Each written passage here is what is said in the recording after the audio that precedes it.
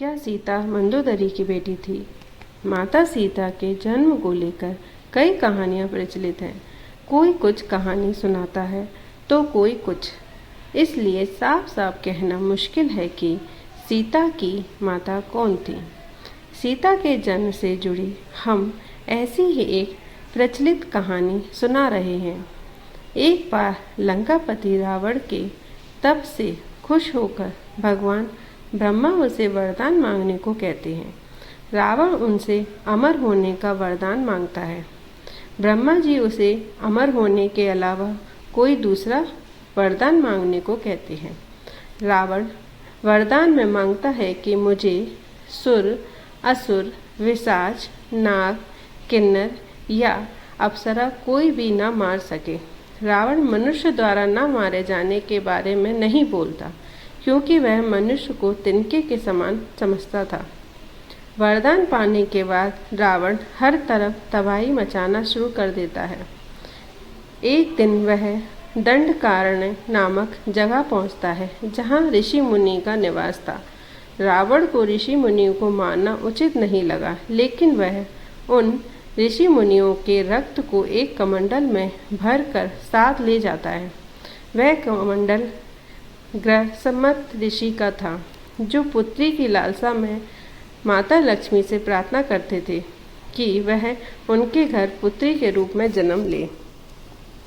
इसके लिए ग्रसमत ऋषि रोजाना पूजा पाठ के दौरान पवित्र मंत्र पढ़कर दूध की कुछ बूंदें कमंडल में डालते थे, जिसमें रावण रक्त भरकर अपने साथ ले गया था।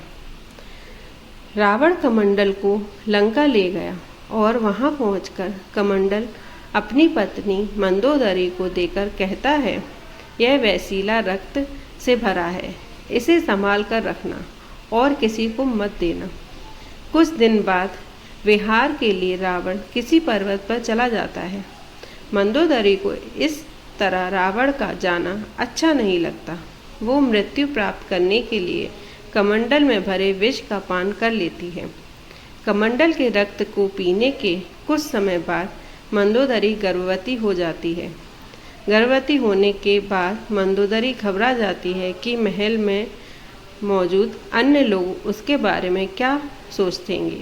फिर मंदोदरी तीर्थ यात्रा का नाम लेकर कुरुक्षेत्र चली जाती है। वहाँ मंदोदरी एक बच्ची को जन्म देती है, लेकिन लोक लाज के चलते वह उसे एक कलश में रखकर जमीन में दफना देती है। कुछ दिनों बाद राजा जनक भी कुरुक्षेत्र जाते हैं। जब वह जमीन में हल चलाते हैं तो उन्हें वहाँ कलश मिलता है, जिसमें मंदोदरी ने बच्ची को रखा था।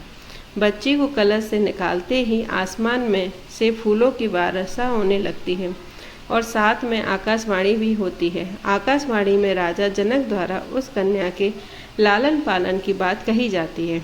हल की सीत हल के आगे का नुकीले भाग से टकराने से की वजह से कलश निकला था, इसलिए राजा जनक ने कन्या का नाम सीता रखा। धन्यवाद।